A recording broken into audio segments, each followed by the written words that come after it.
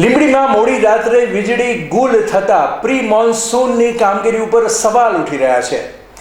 લીંબડી ખારાવાસ વિસ્તાર પાસે આવેલા ઇલેક્ટ્રિક ટ્રાન્સફોર્મર ફાયર થતાં બલગામણા ગેટ, સૈયદ મોહલ્લો, ખારોવાસ, મોટોવાસ સહિતના વિસ્તારોમાં વીજળી ગુલ થઈ જવા પામી હતી. ત્યારે આવી કાળઝાળ ગરમીથી લોકો ત્રાહિમામ પોકારી ઉઠ્યા હતા. ત્યારે આ બાબતે લીંબડી પીજીવીસીએલમાં લેન્ડલાઇનમાં કોલ કરતા ફોનનો કોઈ રિસ્પોન્સ નહીં મળતા લોકોમાં ભારે આક્રોશ જોવા મળ્યો હતો. ત્યારે કલાકો બાદ પીજીવીસીએલના એન્જિનિયર પટેલ સહિત કર્મચારીઓ લાઇટ રિપેરિંગ કરવા આવી પહોંચ્યા હતા.